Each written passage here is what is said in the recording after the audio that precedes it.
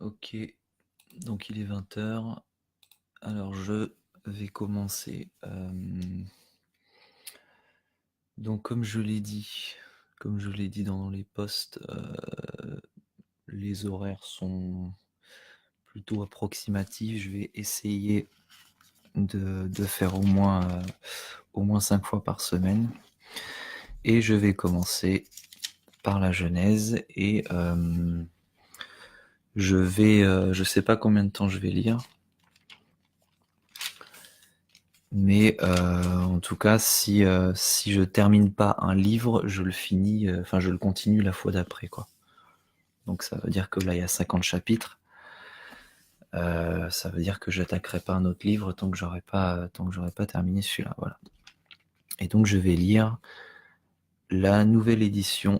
Je vais lire sur la nouvelle édition de Genève 1979, qui est une révision de la seconde. Voilà. Donc, je commence la Genèse au chapitre 1.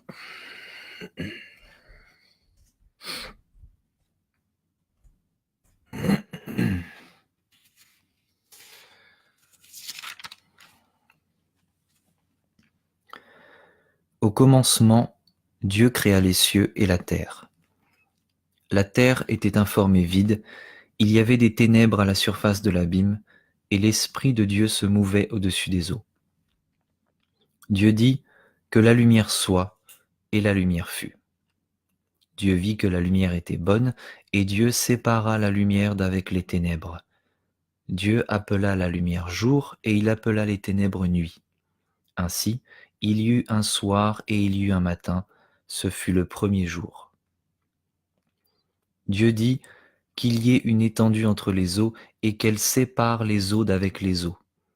Et Dieu fit l'étendue, et il sépara les eaux qui sont au-dessous de l'étendue avec les eaux qui sont au-dessus de l'étendue. Et cela fut ainsi. Dieu appela l'étendue ciel. Ainsi, il y eut un soir et il y eut un matin, ce fut le deuxième jour. Dieu dit que les eaux qui sont au-dessous du ciel se rassemblent en un seul lieu et que le sec paraisse, et cela fut ainsi. Dieu appela le sec terre et il appela l'amas des eaux mer. Dieu vit que cela était bon. Puis Dieu dit que la terre produise de la verdure, de l'herbe portant de la semence, des arbres fruitiers donnant du fruit selon leur espèce et ayant en eux leur semence sur la terre. Et cela fut ainsi. La terre produisit de la verdure, de l'herbe portant de la semence selon son espèce, et des arbres donnant du fruit et ayant en eux leur semence selon leur espèce. Dieu vit que cela était bon. Ainsi, il y eut un soir et il y eut un matin, ce fut le troisième jour. Dieu dit qu'il y ait des luminaires dans l'étendue du ciel pour séparer le jour d'avec la nuit, que ce soit des signes pour marquer les époques, les jours et les années, et qu'ils servent de luminaires dans l'étendue du ciel pour éclairer la terre. Et cela fut ainsi. Dieu fit les deux grands luminaires, le plus grand luminaire pour présider au jour et le plus petit luminaire pour présider à la nuit. Il fit aussi les étoiles. Dieu les plaça dans l'étendue du ciel pour éclairer la terre, pour présider au jour et à la nuit, et pour séparer la lumière d'avec les ténèbres. Dieu vit que cela était bon.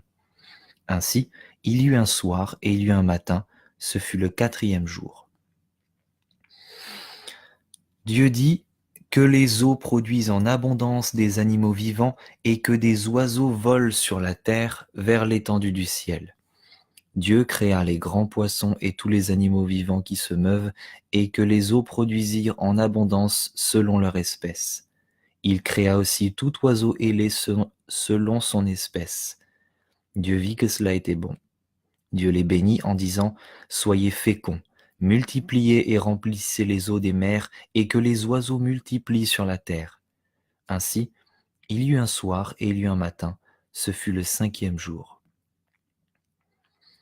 Dieu dit que la terre produise des animaux vivants selon leur espèce, du bétail, des reptiles et des animaux terrestres selon leur espèce, et cela fut ainsi. Dieu fit les animaux de la terre selon leur espèce, le bétail selon son espèce, et tous les reptiles de la terre selon leur espèce. Dieu vit que c'était bon. Puis Dieu dit, faisons l'homme à notre image, selon notre ressemblance, et qu'il domine sur les poissons de la mer, sur les oiseaux du ciel, sur le bétail, sur toute la terre, et sur tous les reptiles qui rampent sur la terre. Dieu créa l'homme à son image, il le créa à l'image de Dieu, il créa l'homme et la femme. Dieu les bénit, et Dieu leur dit, soyez féconds, multipliez, remplissez la terre et assujettissez-la, et dominez sur les poissons de la mer, sur les oiseaux du ciel et sur tout animal qui se meut sur la terre. Et Dieu dit, voici, je vous donne toute herbe portant de la semence et qui est à la surface de toute la terre, et tout arbre ayant en lui du fruit d'arbre et portant de la semence, ce sera votre nourriture. Et à tout animal de la terre, à tout oiseau du ciel et à tout ce qui se meut sur la terre, ayant en soi un souffle de vie, je donne toute herbe verte pour nourriture. Et cela fut ainsi. Dieu vit tout ce qu'il y avait fait, et voici, c'était très bon. Ainsi, il y eut un soir et il y eut un matin, ce fut le 6e jour. Chapitre 2. Ainsi furent achevés les cieux et la terre et toute leur armée. Dieu acheva au 7e jour son œuvre qu'il avait faite, et il se reposa au 7e jour de toute son œuvre qu'il avait faite. Dieu bénit le 7e jour et il le sanctifia, parce qu'en ce jour il se reposa de toute son œuvre qu'il avait créée en la faisant. Voici les origines des cieux et de la terre quand ils furent créés. Lorsque l'Éternel Dieu fit la terre et les cieux, aucun arbuste des champs n'était encore sur la terre, et aucune herbe des champs ne germait encore, car l'Éternel Dieu n'avait pas fait pleuvoir sur la terre, et il n'y avait point d'homme pour cultiver le sol. Mais une vapeur s'éleva de la terre et arrosa toute la surface du sol. L'Éternel Dieu forma l'homme de la poussière de la terre, il souffla dans ses narines un souffle de vie, et l'homme devint une âme vivante. Puis l'Éternel Dieu planta un jardin en Éden, du côté de l'Orient, et il y mit l'homme qu'il avait formé. L'Éternel Dieu fit pousser du sol des arbres de toute espèce, agréables à voir et bons à manger, et l'arbre de la vie au milieu du jardin, et l'arbre de la connaissance du bien et du mal.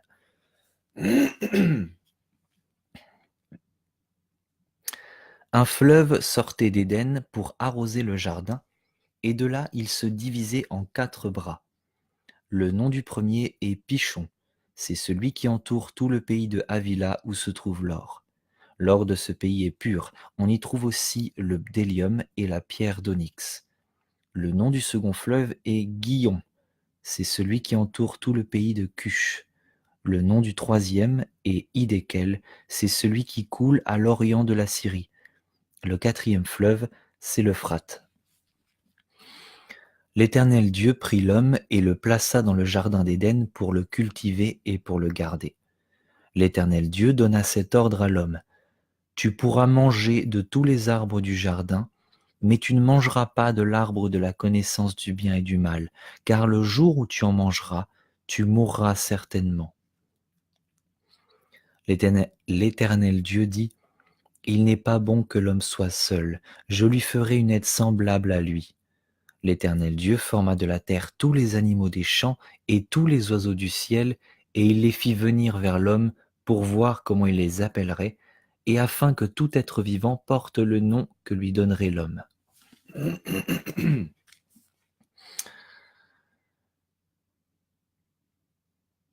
Et l'homme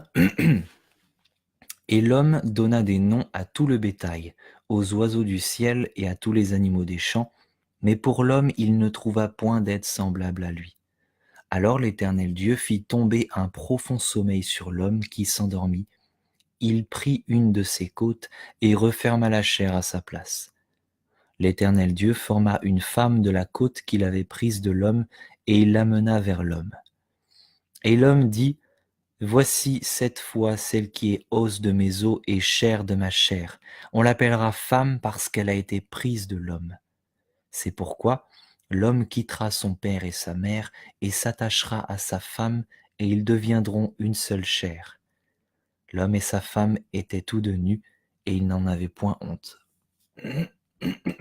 Excusez-moi. Chapitre 3.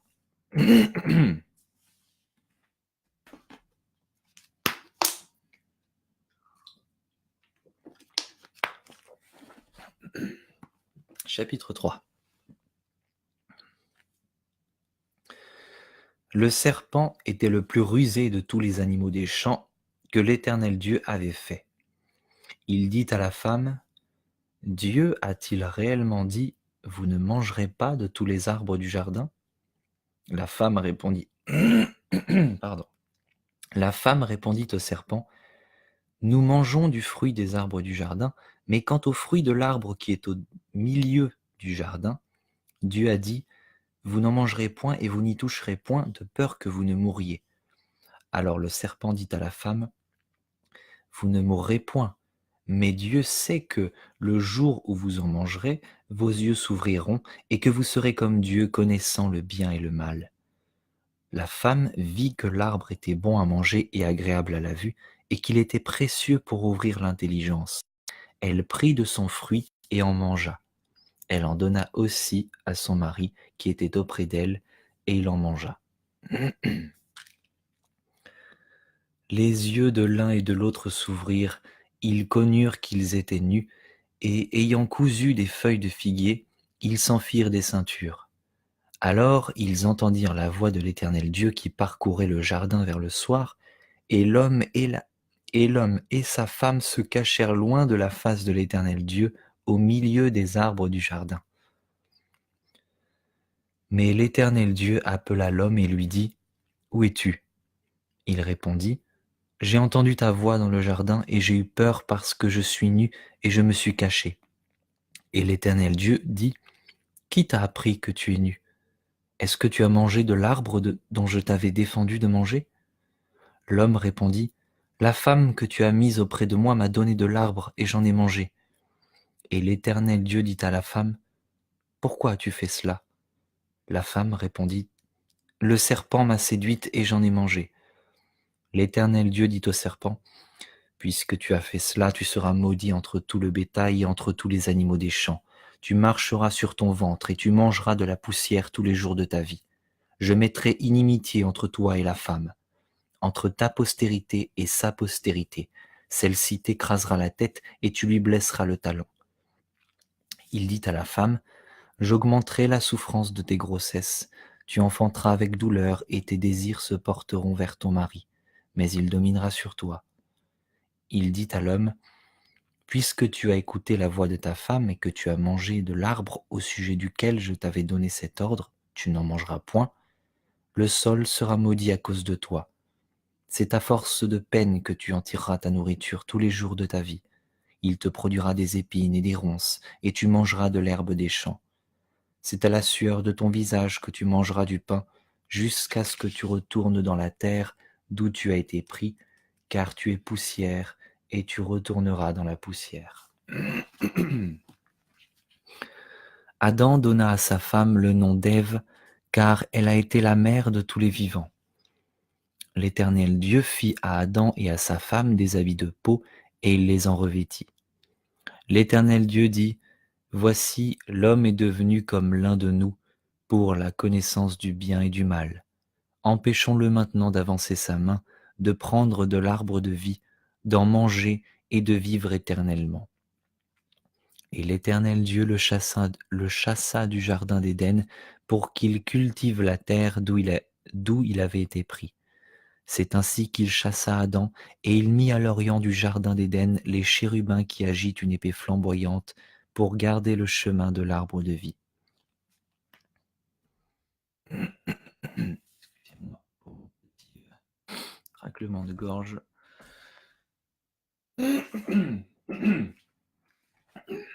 Chapitre 4.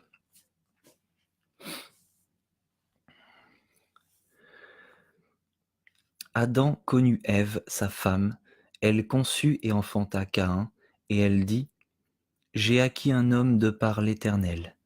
Elle enfanta encore son frère Abel. Abel fut berger et Caïn fut laboureur. Au bout de quelque temps, Caïn fit à l'Éternel une offrande des fruits de la terre, et Abel, de son côté, en fit une des premiers-nés de son troupeau. Au bout de quelque temps, Caïn fit à l'Éternel une offrande des fruits de la terre, et Abel, de son côté, en fit une des premiers-nés de son troupeau et de leur graisse. L'Éternel porta un regard favorable sur Abel et sur son offrande, mais il ne porta pas un regard favorable sur Caïn et sur son offrande. Caïn fut très irrité, et son visage fut abattu. Et l'Éternel dit à Caïn: Pourquoi es-tu irrité et pourquoi ton visage est-il abattu? Certainement, si tu agis bien, tu relèveras ton visage, et si tu agis mal, le péché se couche à la porte et ses désirs se portent vers toi, mais toi, domine sur lui.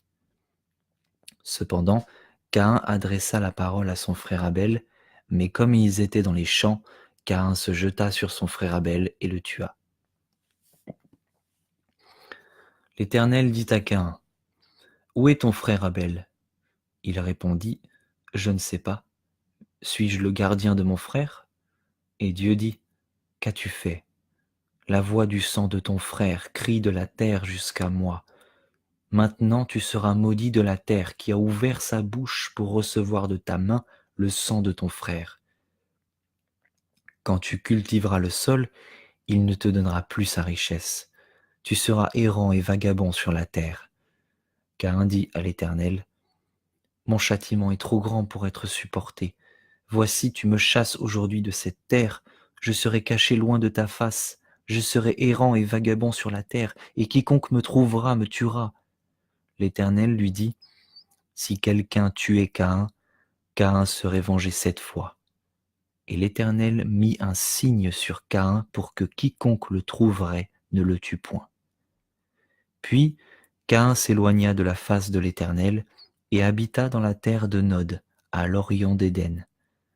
Caïn connut sa femme, elle conçut et enfanta Hénoc.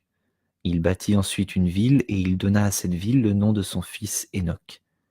Hénoc engendra Irad, Irad engendra Mehujaël, Mehujaël engendra Méthuchaël et Méthuchaël engendra Lémec.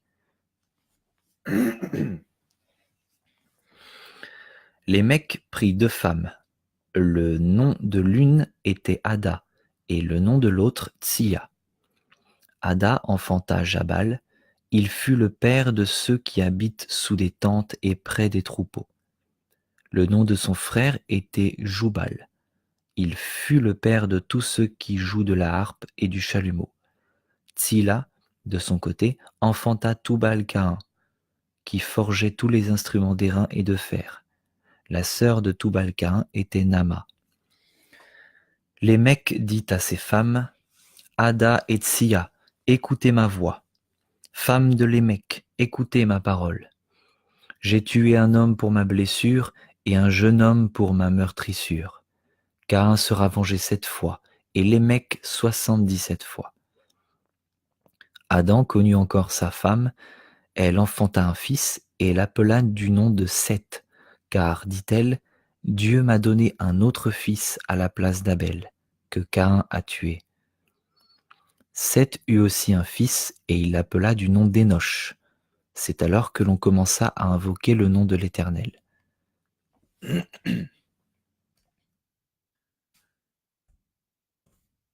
Chapitre 5.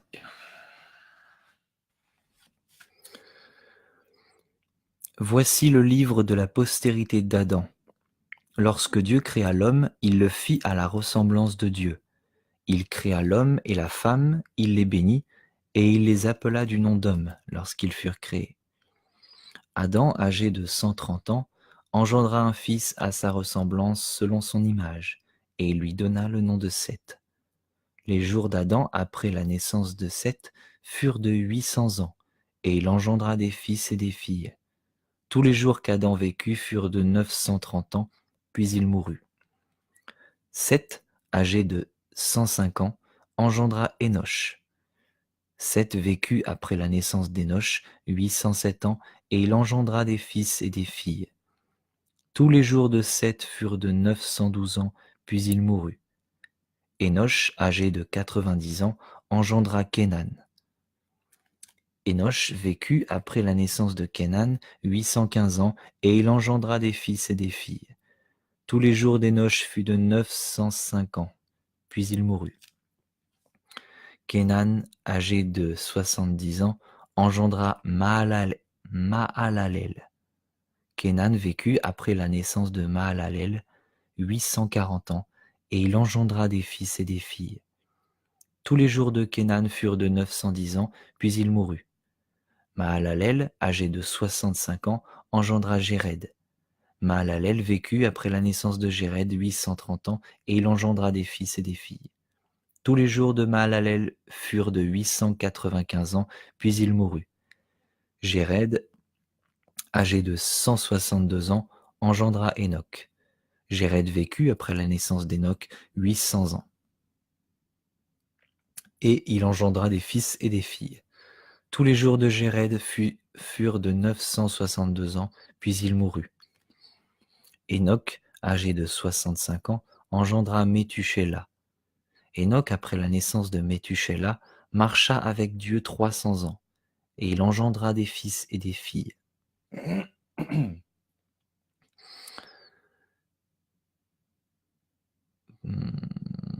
Pardon, je me suis perdu. Verset 21. Enoch, âgé de 65 ans, engendra Méthusélah. Enoch, après la naissance de Méthusélah, marcha avec Dieu 300 ans, et il engendra des fils et des filles. Tous les jours d'Enoch furent de 365 ans. Enoch marcha avec Dieu, puis il ne fut plus, parce que Dieu le prit. Méthusélah, âgé de 187 ans, engendra Lémec. Méthusélah vécut après la naissance de Lémec 782 ans, et il engendra des fils et des filles. Tous les jours de Méthusélah furent de 969 ans, puis il mourut. Lémec, âgé de 182 ans, engendra un fils. Il lui donna le nom de Noé, en disant : « Celui-ci nous consolera de nos fatigues et du travail pénible de nos mains, provenant de cette terre que l'Éternel a maudite. » Lémec vécut après la naissance de Noé 595 ans, et il engendra des fils et des filles. Tous les jours de Lémec furent de 777 ans, puis il mourut. Noé, âgé de 500 ans, engendra Sem, Cham et Japheth.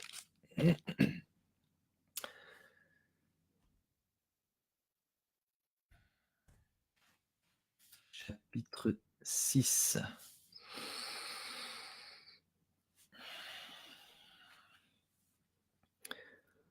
Lorsque les hommes eurent commencé à se multiplier sur la face de la terre et que des filles leur furent nées, les fils de Dieu virent que les filles des hommes étaient belles, et ils en prirent pour femmes parmi toutes celles qu'ils choisirent. Alors l'Éternel dit : « Mon esprit ne restera pas toujours dans l'homme, car l'homme n'est que chair, et ses jours seront de 120 ans. » Les géants étaient sur la terre en ces temps-là. Il en fut de même après que les fils de Dieu furent venus vers les filles des hommes, et qu'elles leur eurent donné des enfants. Ce sont ces héros qui furent fameux dans l'Antiquité. L'Éternel vit que la méchanceté des hommes était grande sur la terre, et que toutes les pensées de leur cœur se portaient chaque jour uniquement vers le mal. L'Éternel se repentit d'avoir fait l'homme sur la terre, et il fut affligé dans son cœur. Et l'Éternel dit : « J'exterminerai de la face de la terre l'homme que j'ai créé, depuis l'homme jusqu'au bétail, aux reptiles et aux oiseaux du ciel, car je me repens de les avoir faits. » Mais Noé trouva grâce aux yeux de l'Éternel. Voici la postérité de Noé. Noé était un homme juste et intègre dans son temps. Noé marchait avec Dieu. Noé engendra 3 fils, Sem, Cham et Japheth. La terre était corrompue devant Dieu, la terre était pleine de violence. Dieu regarda la terre, et voici, elle était corrompue, car toute chair avait corrompu sa voie sur la terre. Alors Dieu dit à Noé : « La fin de toute chair est arrêtée devant moi, car ils ont rempli la terre de violence. Voici, Je vais les détruire avec la terre. Fais-toi une arche de bois de gopher. Tu disposeras cette arche en cellules et tu l'enduiras de poids en dedans et en dehors. Voici comment tu la feras. L'arche aura 300 coudées de longueur, 50 coudées de largeur et 30 coudées de hauteur. Tu feras à l'arche une fenêtre que tu réduiras à une coudée en haut. Tu établiras une porte sur le côté de l'arche et tu construiras un étage inférieur, un second et un troisième. Et moi, je vais faire venir le déluge d'eau sur la terre pour détruire toute chair ayant souffle de vie sous le ciel. Tout ce qui est sur la terre périra. Mais j'établis mon alliance avec toi. Tu entreras dans l'arche, toi et tes fils, ta femme et ta femme et les femmes de tes fils avec toi. De tout ce qui vit, de toute chair, tu feras entrer dans l'arche 2 de chaque espèce, pour les conserver en vie avec toi. Il y aura un mâle et une femelle. Des oiseaux selon leur espèce, du bétail selon son espèce, et de tous les reptiles de la terre selon leur espèce, 2 de chaque espèce viendront vers toi, pour que tu leur conserves la vie. Et toi, prends de tous les aliments que l'on mange et fais-en une provision auprès de toi, afin qu'ils te servent de nourriture ainsi qu'à eux. C'est ce que fit Noé, il exécuta tout ce que Dieu lui avait ordonné.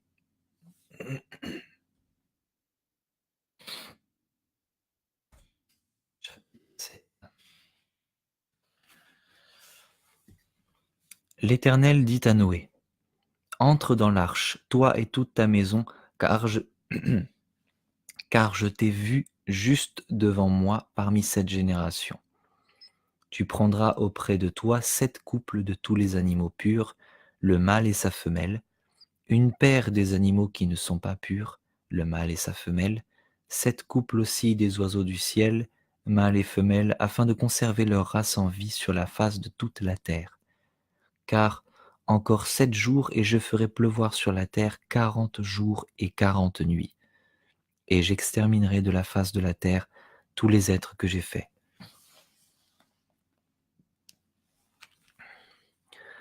Noé exécuta tout ce que l'Éternel lui avait ordonné. Noé avait 600 ans lorsque le déluge d'eau fut sur la terre. Et Noé entra dans l'arche avec ses fils, sa femme et les femmes de ses fils, pour échapper aux eaux du déluge.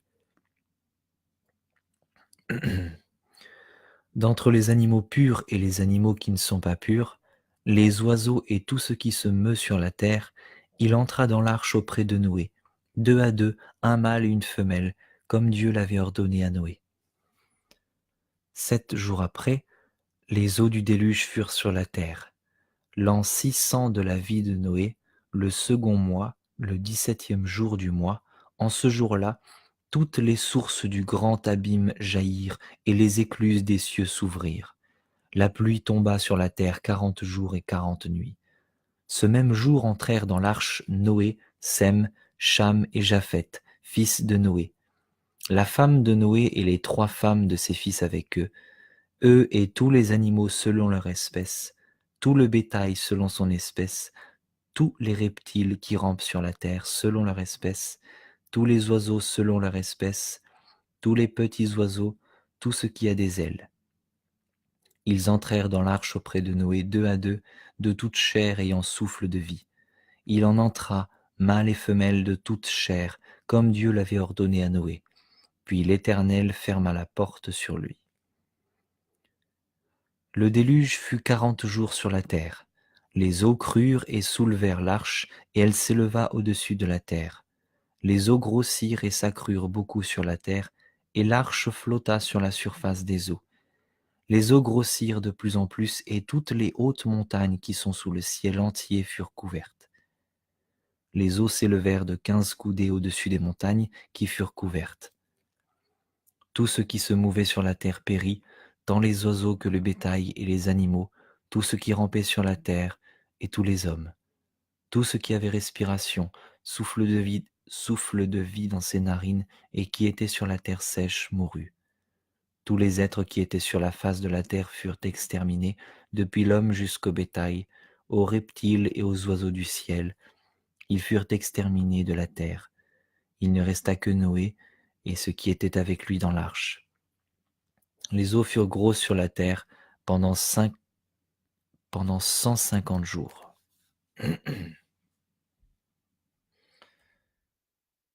Chapitre 8. Dieu se souvint de Noé, de tous les animaux et de tout le bétail qui était avec lui dans l'arche, et Dieu fit passer un vent sur la terre et les eaux s'apaisèrent. Les sources de l'abîme et les écluses des cieux furent fermées, et la pluie ne tomba plus du ciel. Les eaux se retirèrent de dessus la terre, s'en allant et s'éloignant, et les eaux diminuèrent au bout de 150 jours. Le 7e mois, le 17e jour du mois, l'arche s'arrêta sur les montagnes d'Arara. Les eaux allèrent en diminuant jusqu'au 10e mois. Le 10e mois, le premier jour du mois, apparurent les sommets des montagnes. Au bout de 40 jours, Noé ouvrit la fenêtre qu'il avait faite à l'arche. Il lâcha le corbeau qui sortit, partant et revenant jusqu'à ce que les eaux aient séché sur la terre. Il lâcha aussi la colombe pour voir si les eaux avaient diminué à la surface de la terre. Mais la colombe ne trouva aucun lieu pour poser la plante de son pied, et elle revint à lui dans l'arche, car il y avait des eaux à la surface de toute la terre. Il avança la main, la prit, et la fit entrer auprès de lui dans l'arche. Il attendit encore 7 autres jours, et il lâcha de nouveau la colombe hors de l'arche. La colombe revint à lui sur le soir, et voici, une feuille d'olivier arrachée était dans son bec. Noé connut ainsi que les eaux avaient diminué sur la terre. Il attendit encore 7 autres jours, et il lâcha la colombe, mais elle ne revint plus à lui. L'an 601, le premier mois, le premier jour du mois, les eaux avaient séché sur la terre. Noé ôta la couverture de l'arche, il regarda, et voici, la surface de la terre avait séché. Le second mois, le 27e jour du mois, la terre fut sèche. Alors Dieu parla à Noé en disant, « Sors de l'arche, toi et ta femme, tes fils et les femmes de tes fils avec toi. Fais sortir avec toi tous les animaux de toute chair qui sont avec toi, tant les oiseaux que le bétail et tous les reptiles qui rampent sur la terre, qu'ils se répandent sur la terre, qu'ils soient féconds et multiplient sur la terre. » Et Noé sortit avec ses fils, sa femme et les femmes de ses fils, tous les animaux, tous les reptiles, tous les oiseaux, tout ce qui se meut sur la terre selon leur espèce, sortirent de l'arche. Noé bâtit un autel à l'Éternel, il prit de toutes les bêtes pures et de tous les oiseaux purs, et il offrit des holocaustes sur l'autel. L'Éternel sentit une odeur agréable, et l'Éternel dit en son cœur, « Je ne maudirai plus la terre à cause de l'homme, parce que les pensées du cœur de l'homme sont mauvaises dès sa jeunesse, et je ne frapperai plus tout ce qui est vivant, comme je l'ai fait. Tant que la terre subsistera, les semailles et la moisson, le froid et la chaleur, l'été et l'hiver, le jour et la nuit ne cesseront point. »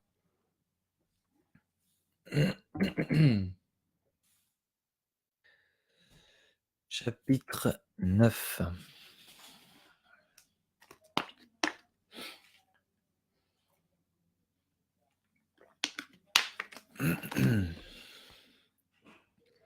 Chapitre 9. Dieu bénit Noé et ses fils et leur dit, « Soyez féconds, multipliez et remplissez la terre. Vous serez un sujet de crainte et d'effroi pour tout animal de la terre, pour tout oiseau du ciel, pour tout ce qui se meut sur la terre, et pour tous les poissons de la mer, ils sont livrés entre vos mains. Tout ce qui se meut et qui a vie vous servira de nourriture. Je vous donne tout cela comme l'herbe verte. Seulement, vous ne mangerez point de chair avec son âme, avec son sang. Sachez-le aussi, je redemanderai le sang de vos âmes, je le redemanderai à tout animal, et je redemanderai l'âme de l'homme, à l'homme qui est son frère. Si quelqu'un verse le sang de l'homme, par l'homme son sang sera versé, car Dieu a fait l'homme à son image. Et vous, soyez féconds et multipliez, répandez-vous sur la terre et multipliez sur elle. Dieu parla encore à Noé et à ses fils avec lui, en disant, « Voici, J'établis mon alliance avec vous et avec votre postérité après vous, avec tous les êtres vivants qui sont avec vous, tant les oiseaux que le bétail et tous les animaux de la terre, soit avec tous ceux qui sont sortis de l'arche, soit avec tous les animaux de la terre. J'établis mon alliance avec vous. Aucune chair ne sera plus exterminée par les eaux du déluge, et il n'y aura plus de déluge pour détruire la terre. Et Dieu dit, c'est ici le signe de l'alliance que j'établis entre moi et vous, et tous les êtres vivants qui sont avec vous pour les générations à toujours. J'ai placé mon arc dans la nuée, et il servira de signe d'alliance entre moi et la terre. Quand j'aurai rassemblé les nuages au-dessus de la terre, l'arc paraîtra dans la nuit, et je me souviendrai de mon alliance entre moi et vous, et tous les êtres vivants de toute chair, et les eaux ne deviendront plus un déluge pour détruire toute chair. L'arc sera dans la nuit, et je le regarderai pour me souvenir de l'alliance perpétuelle entre Dieu et tous les êtres vivants, de toute chair qui est sur la terre. Et Dieu dit à Noé, tel est le signe de l'alliance que j'établis entre moi et toute chair qui est sur la terre. Les fils de Noé qui sortirent de l'arche étaient Sem, Cham et Japheth. Cham fut le père de Canaan. Ce sont là les 3 fils de Noé, et c'est leur postérité qui peupla toute la terre. Noé commença à cultiver la terre et planta de la vigne. Il but du vin, s'enivra et se découvrit au milieu de sa tente. Cham, père de Canaan, vit la nudité de son père et il le rapporta dehors à ses 2 frères. Alors Sem et Japheth prirent le manteau, le mirent sur leurs épaules, marchèrent à reculons et couvrirent la nudité de leur père. Comme leur visage était détourné, ils ne virent point la nudité de leur père. Lorsque Noé se réveilla de son vin, il apprit ce qui lui avait été fait. Lorsque Noé se réveilla de son vin, il apprit ce que lui avait fait son fils cadet. Et il dit, maudit soit Canaan, qu'il soit l'esclave des esclaves de ses frères. Il dit encore, béni soit l'Éternel, Dieu de Sem, et que Canaan soit leur esclave. Que Dieu étende les possessions de Japheth, qu'il habite dans les tentes de Sem, et que Canaan soit leur esclave. Noé vécut, après le déluge, 350 ans. Tous les jours de Noé furent de 950 ans, puis il mourut.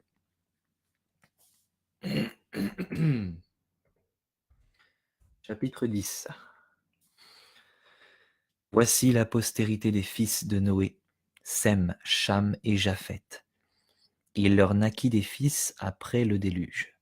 Les fils de Japheth furent Gomer, Magog, Madai, Javan, Toubal, Méchec et Tiras. Les fils de Gomer, Ashkenaz, Riphath et Togarma. Les fils de Javan, Elisha, Tarsis, Kittim et Dodanim. C'est par eux qu'ont été peuplées les îles des nations selon leurs terres, selon la langue de chacun, selon leur famille, selon leur nation. Les fils de Cham furent Cush, Mitzraïm, Pout et Canaan. Les fils de Cush, Saba, Avila, Sapta, Raïma, Sapteka. Les fils de Raïma, Séba et Dédan. Cush engendra aussi Nimrod.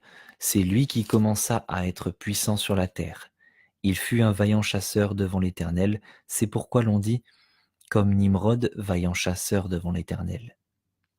Et c'est pourquoi l'on dit comme Nimrod, vaillant chasseur devant l'Éternel. Il régna d'abord sur Babel, Érec, Akkad et Calné au pays de Shinéar. De ce pays-là sortit Assur.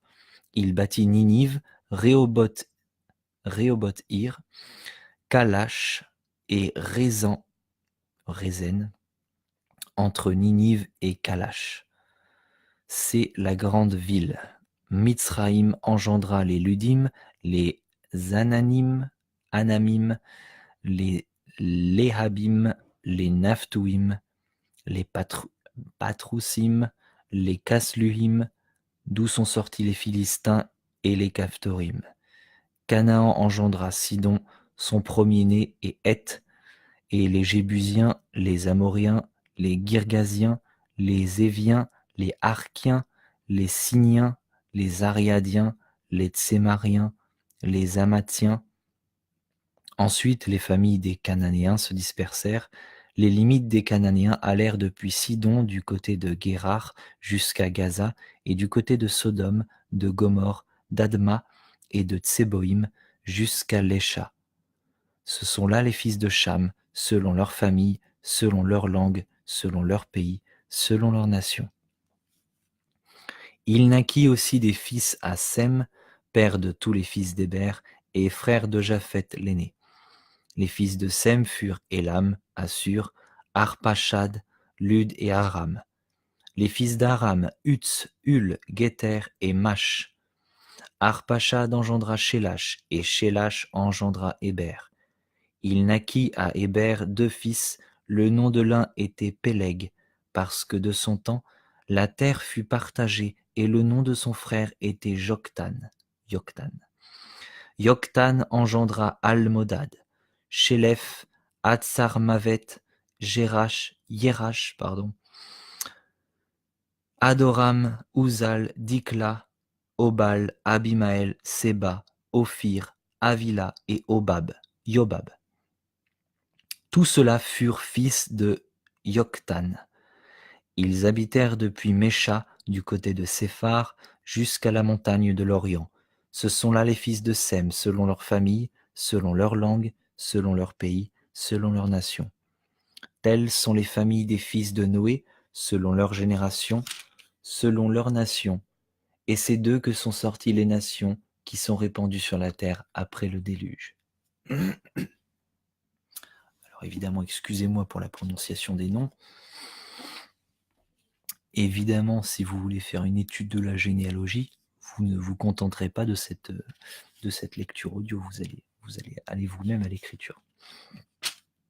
Parce que là, c'est un petit peu compliqué. Chapitre 11.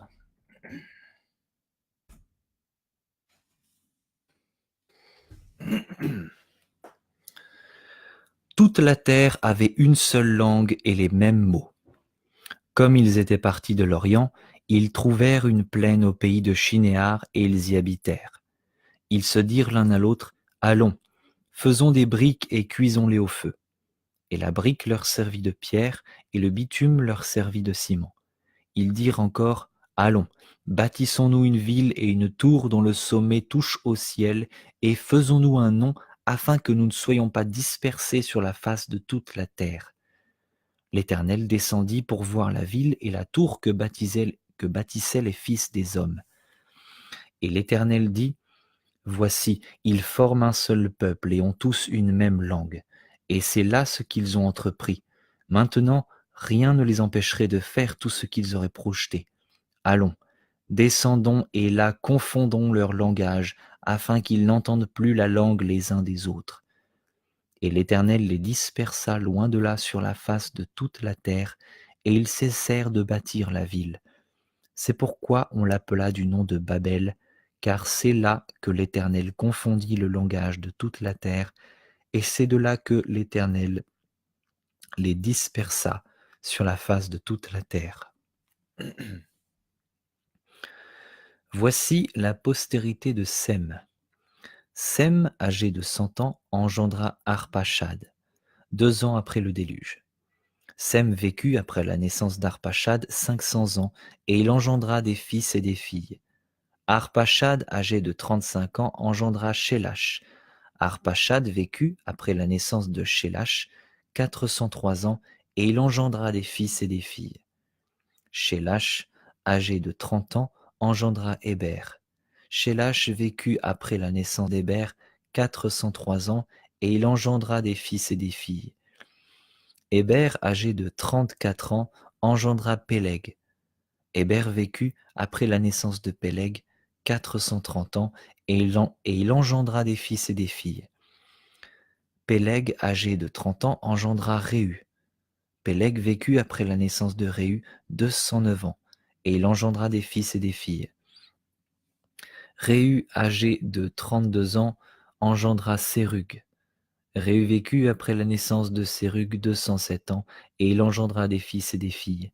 Sérug, âgé de 30 ans, engendra Nachor. Sérug vécut après la naissance de Nachor 200 ans, et il engendra des fils et des filles.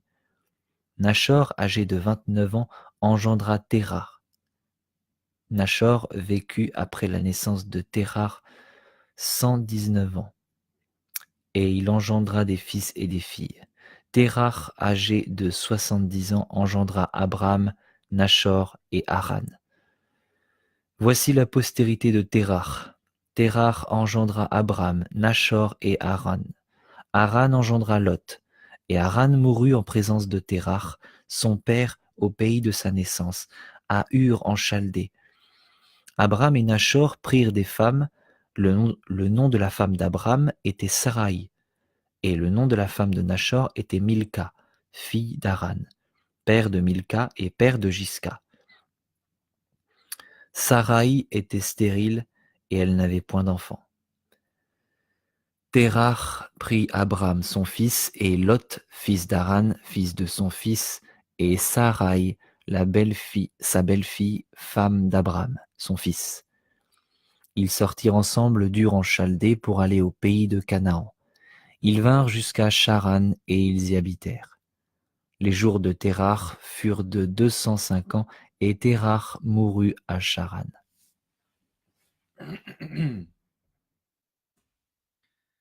Chapitre 12. L'Éternel dit à Abraham: Va-t'en de ton pays, de ta patrie et de la maison de ton père, dans le pays que je te montrerai. Je ferai de toi une grande nation et je te bénirai. Je rendrai ton nom grand et tu seras une source de bénédiction. Je bénirai ceux qui te béniront et je maudirai ceux qui te maudiront. Et toutes les familles de la terre seront bénies en toi.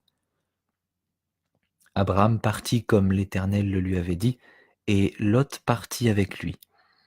Abraham était âgé de 175 non, pardon. Abraham était âgé de 75 ans lorsqu'il sortit de Charan.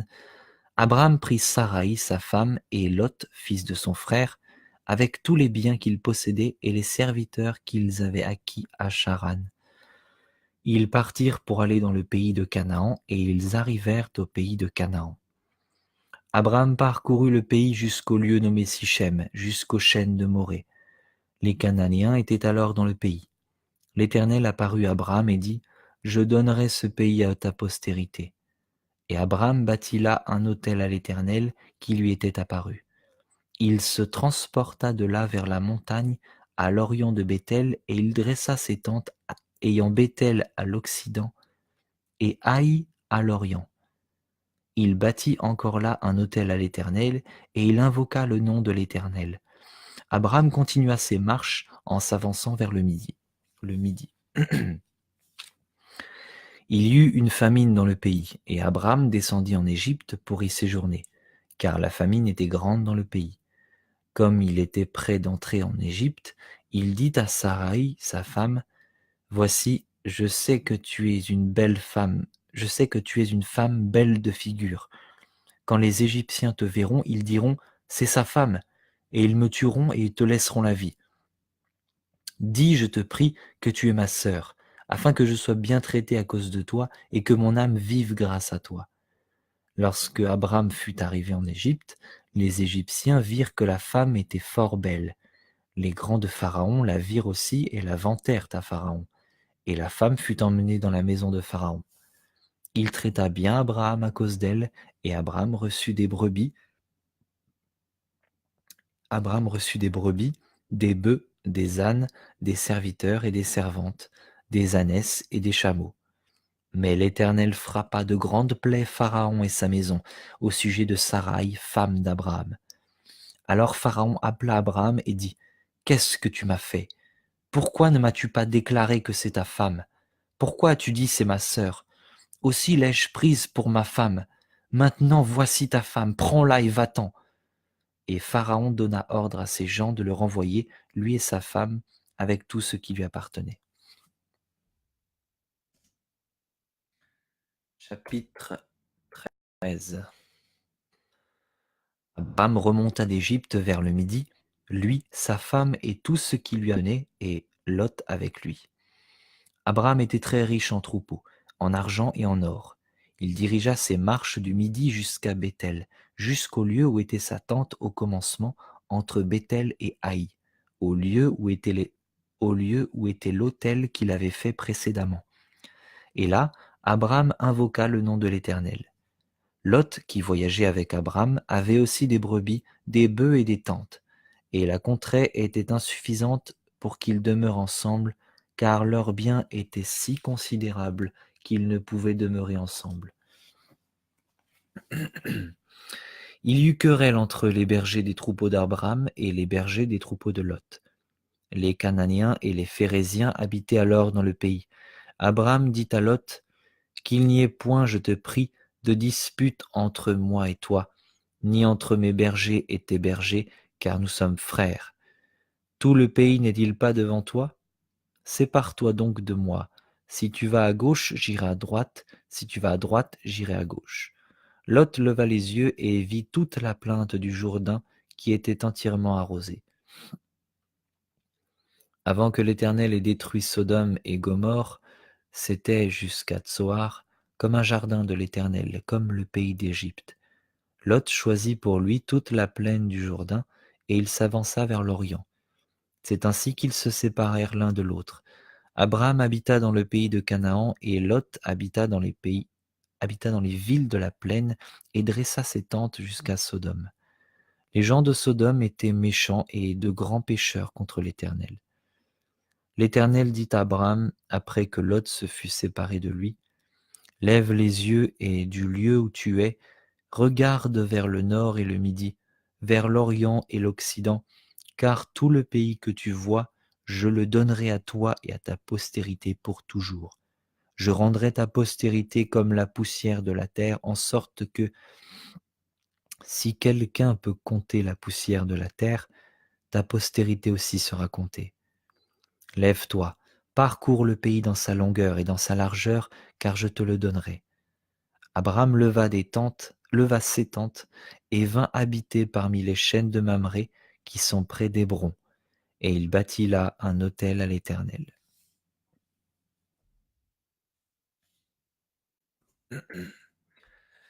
Chapitre 14. Dans le temps d'Amraphel, le roi de Shinéar, d'Arjok, roi d'Élassar, de Kédor Laomer, roi d'Élam, et de Tidéal, roi de Goyim, il arriva qu'ils firent la guerre à Béra, roi de Sodome, à Birsha, roi de Gomorrhe, à Shinéab, roi d'Adma, à Sheméber, roi de Tseboïm, et au roi de Béla, qui est Tsoar. Ces derniers s'assemblèrent tous dans la vallée de Sidim, qui est la mer Salée. Pendant 12 ans, ils avaient été soumis à Kédor Laomer, et la 13e année, ils s'étaient révoltés. Mais la 14e année, Kédor Laomer et les rois qui étaient avec lui se mirent en marche.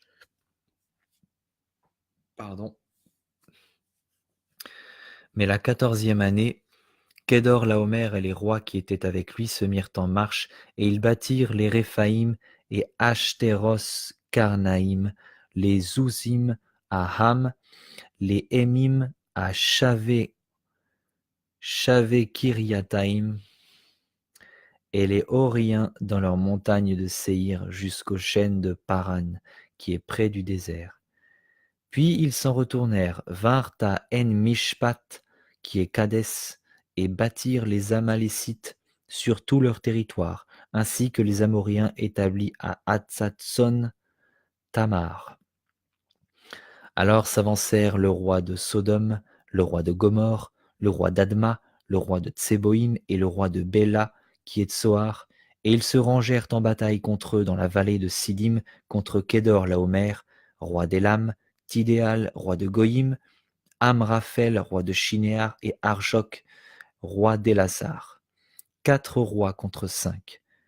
La vallée de Sidim était couverte de puits de bitume. Le roi de Sodome et celui de Gomorrhe prirent la fuite et y tombèrent. Le reste s'enfuit vers la montagne. Les vainqueurs enlevèrent toutes les richesses de Sodome et de Gomorrhe et toutes leurs provisions, et ils s'en allèrent.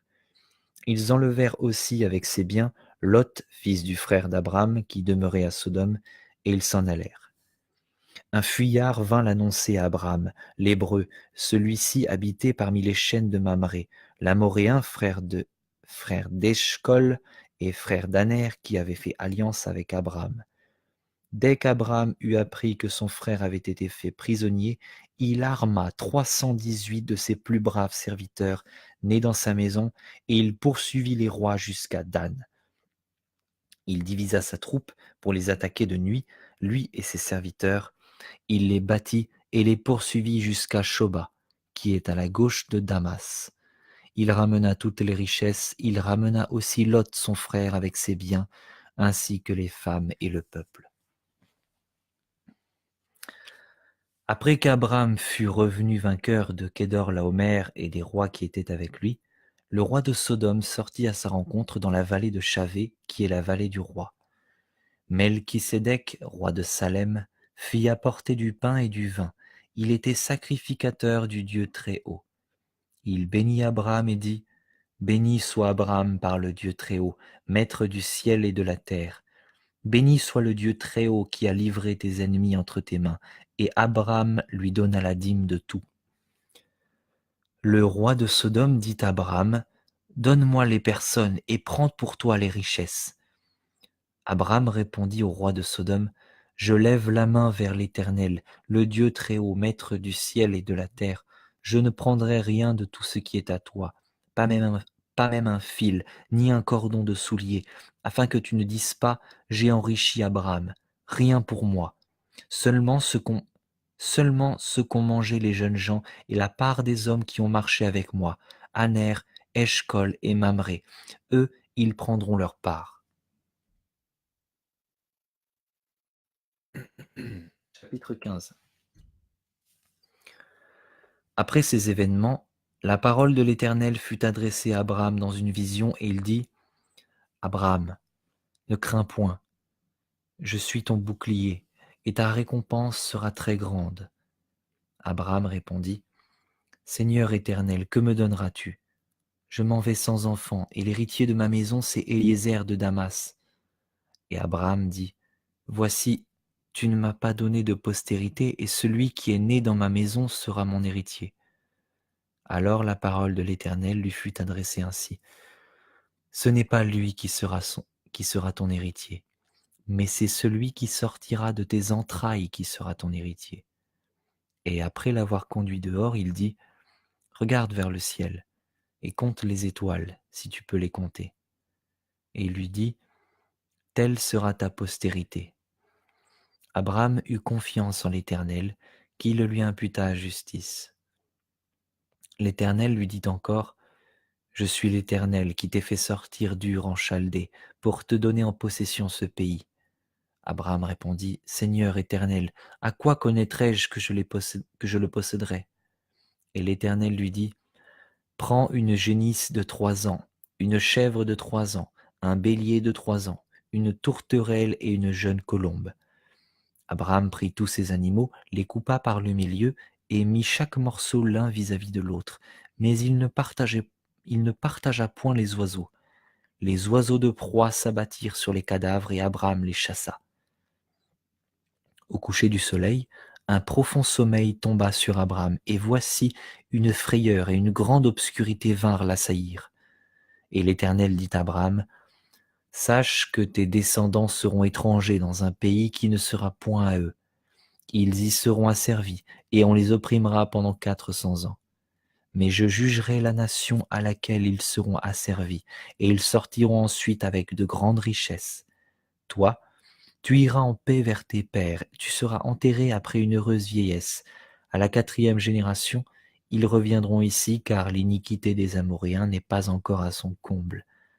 Quand le soleil fut couché, il y eut une obscurité profonde, et voici, ce fut une fournaise fumante, et des flammes passèrent entre les animaux partagés.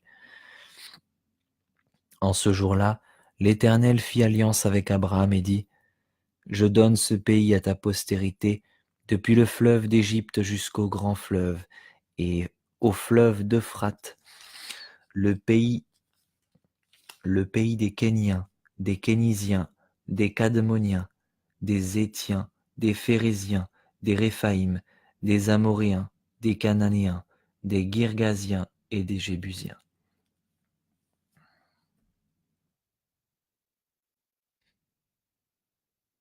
Ok,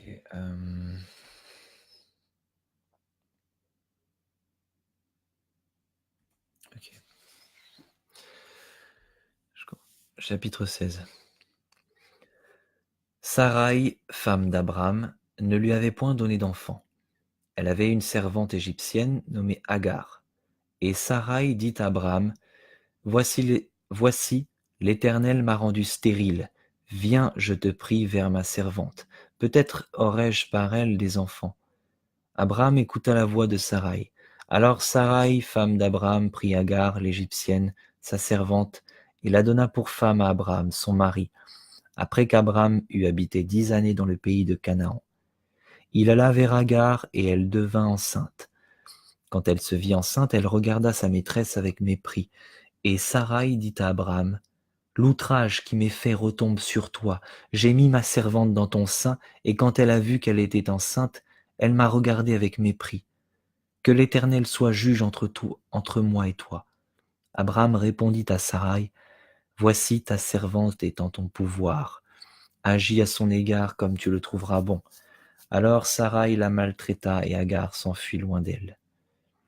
L'ange de l'Éternel la trouva près d'une source d'eau dans le désert, près de la source qui est sur le chemin de Shur. Il dit, Agar, servante de Sarai, d'où viens-tu et où vas-tu? Elle répondit, je fuis loin de Sarai, ma maîtresse. L'ange de l'Éternel lui dit, retourne vers ta maîtresse et humilie-toi sous sa main. L'ange de l'Éternel lui dit, je multiplierai ta postérité, et elle sera si nombreuse qu'on ne pourra la compter. L'ange de l'Éternel lui dit, voici, tu es enceinte et tu enfanteras un fils à qui tu donneras le nom d'Ismaël, car l'Éternel t'a entendu dans ton affliction. Il sera comme un âne sauvage, sa main sera contre tous, et la main de tous sera contre lui, et il habitera en face de tous ses frères. Elle appela Atta El-Roy, le nom de l'Éternel qui lui avait parlé. Car elle dit, ai-je rien vu ici après qu'il m'ait vu? C'est pourquoi l'on a appelé ce puits le puits de Lahai-Roy. Il est entre Kadès et Bared. Agar enfanta un fils à Abram, et Abram donna le nom d'Ismaël au fils qu'Agar lui enfanta. Abram était âgé de 86 ans lorsque Agar enfanta Ismaël à Abraham. Voilà, je pense que je vais m'arrêter là. Peut-être que je reprendrai le chapitre 16. Bref, je ne sais pas. Je pense pas qu'il y aura une lecture demain. Donc on va essayer vraiment de commencer à partir de lundi. Là, j'ai commencé là, mais voilà. Voilà, et rien de fixe. De toute façon, il y a les replays. Et puis voilà. Bonne soirée, bonne journée.